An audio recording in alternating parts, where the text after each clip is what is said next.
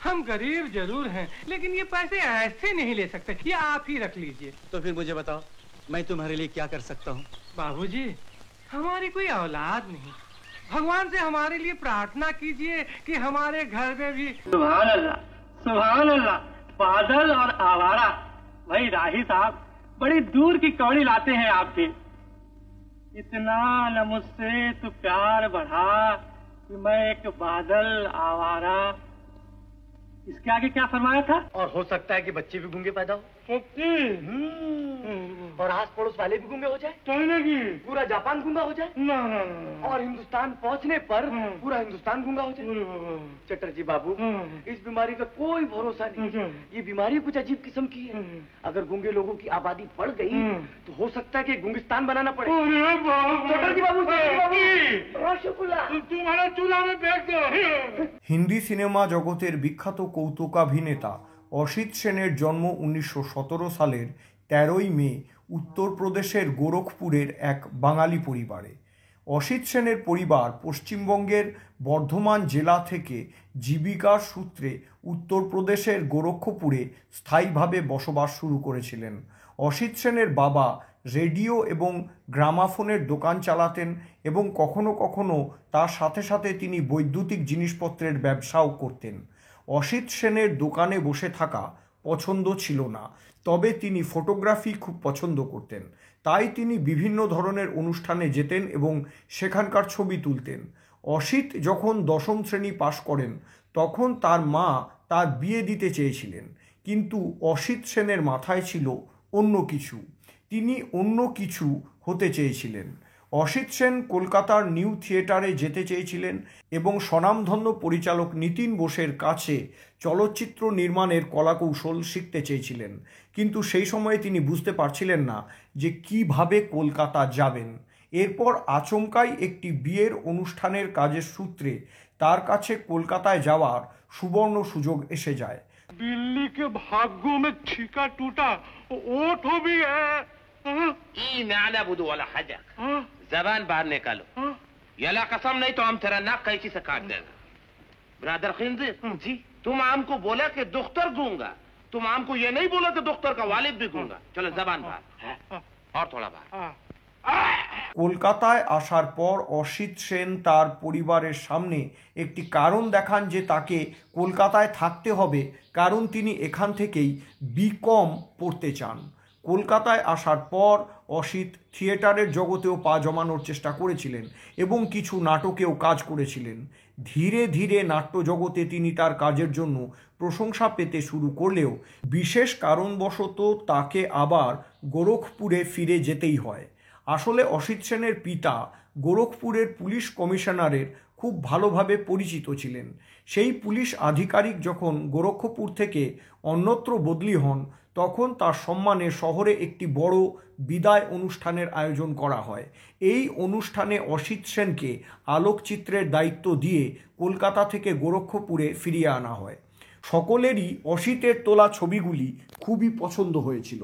অসিত সেন তার প্রশংসায় এতটাই খুশি হয়েছিলেন যে তিনি 1932 সালে গোরক্ষপুরে সেন ফটো স্টুডিও নামে নিজের একটি স্টুডিওই খুলে বসেন। তার ফটো স্টুডিও খুব ভালোভাবে চলছিল, কিন্তু ঠিক সেই সময়ই দ্বিতীয় বিশ্বযুদ্ধ শুরু হয়ে যায়। সেই সময়ে ভারতে ফটোগ্রাফির সমস্ত উপকরণ বিদেশ থেকে আমদানি করা হতো। যুদ্ধের কারণে সেই সময় এটি সম্ভবপর না হওয়ায় সেনের ফটো স্টুডিও সমস্যায় পড়ে যায়। যখন তার ফটো স্টুডিও বন্ধ হবার উপক্রম, সেই সময়ে অসিত সেন তার জীবিকা নির্বাহ নিয়ে চিন্তিত হতে শুরু করেন। अरे भाई, सुबह क्या और शाम क्या, सदाबहार का पर्चा प्रेस में जाने के लिए तैयार पड़ा है। सिर्फ आपकी कविता का इंतजार है। दर्द साहब, नहीं, आज कोई बहाना नहीं सुनूंगा। अगर कोई बहाना किया तो बाल बच्चों को लेकर आप ही के घर आ पहुंचूंगा। এরপর তিনি বম্বে চলে যান, যেখানে তিনি একটি ফিল্ম কোম্পানিতে স্থির আলোকচিত্র বা স্টিল ফটোগ্রাফির কাজ পান। ধীরে ধীরে অসিতবাবু তার নূতন চাকরি নিয়ে ব্যস্ত হয়ে পড়েন, কিন্তু তারপরে বাড়ি থেকে তিনি একটি টেলিগ্রাম পান যে তার মা ভীষণ অসুস্থ এবং তাকে দ্রুত বাড়ি ফিরে আসতে হবে।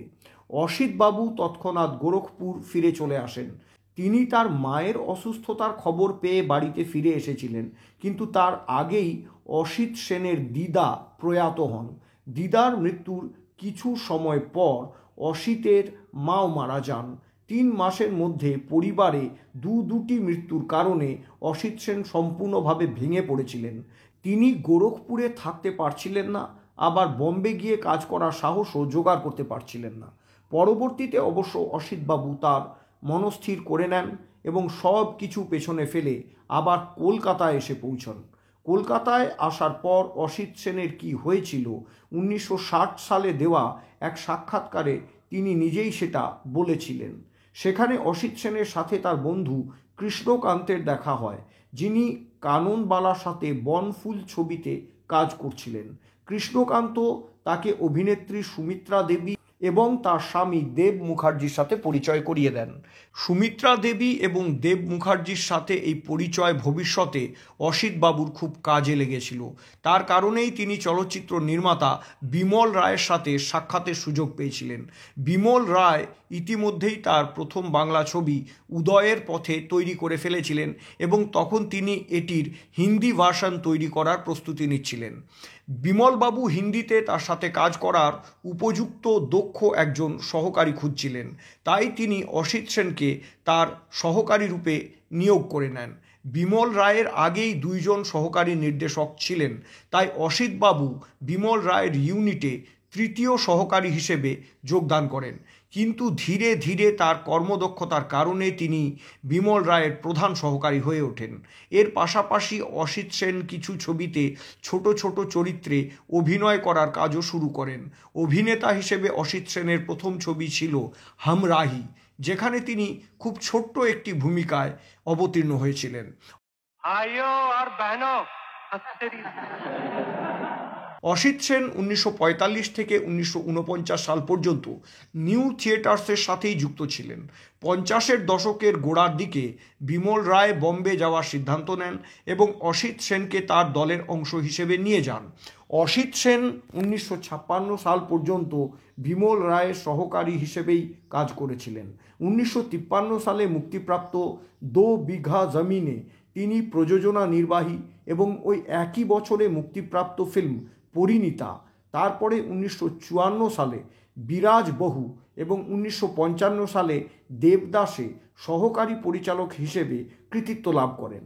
1956 সালে বিমল রায় অসিত সেনকে তার নিজস্ব চলচ্চিত্র সংস্থা বিমল রায় প্রোডাকশনের ব্যানারে পরিবার ছবিটি পরিচালনার সুযোগ দেন। এর ঠিক পরেই 1957 সালে অসিত সেন অপরাধী কন ছবিটি পরিচালনা করেন।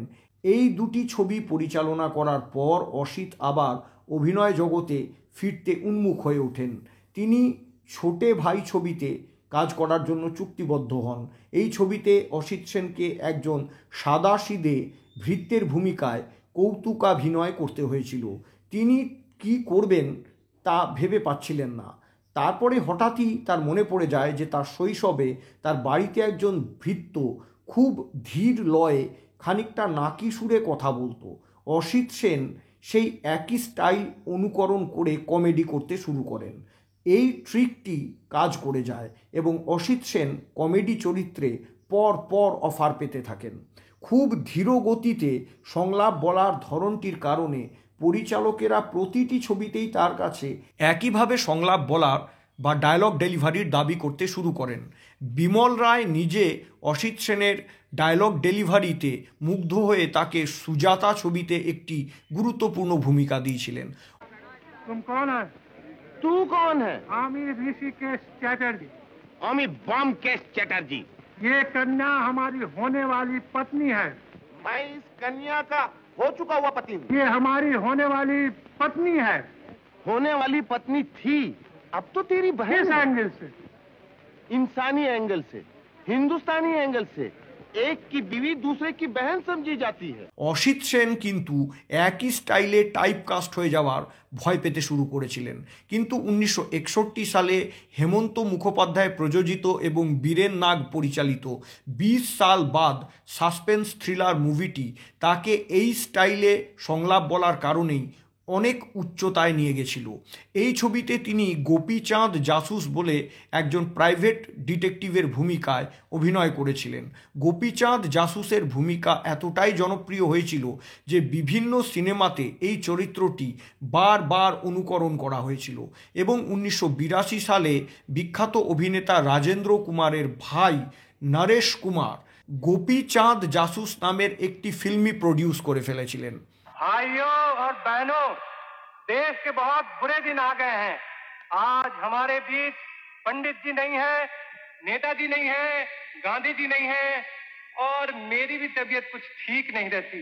অসিত সেন অভিনীত কিছু উল্লেখযোগ্য ছবির নাম হলো চাঁদ और सूरज, भूत बंगला, ब्रह्मचारी, आराधना, यकीन, प्यार का मौसम, बुढ़ा मिल गया, नौ निहाल, मेरा गांव मेरा देश, आनंद, दूर का राही, अमर प्रेम, बॉम्बे टू गोवा, बालिका बधू এবং বাংলা অনুসন্ধান। শক্তি সামন্তের সিনেমাতে অসিত সেন সব সময়ে একটি গুরুত্বপূর্ণ ভূমিকা পালন করেছিলেন। रामू, गोपाल, गिरधारी, चिल्लाओ नहीं, पुलिस आ रही है। अरे पुलिस आते आते तो ये फट जाएगा, सब मर जाएंगे। चलो भाग चले। रामू, गोपाल, गिरधारी, अरे कहाँ से मर गए? क्या हुआ सेठी? अरे क्या हुआ वो देखो। অসিত সেনের বিবাহ হয়েছিল কলকাতার মুকুল দেবীর সাথে। তাদের 3 সন্তান ছিল, 2 ছেলে অভিজিৎ ও সুজিত এবং 1 মেয়ে রূপা। অসিত সেনের জ্যেষ্ঠ পুত্র অভিজিৎ সেন বলিউডের কিছু সিনেমাতে দুর্ধর্ষ অভিনয় করেছেন, যার মধ্যে বিনোদ খান্না অভিনীত ইমতেহান অন্যতম।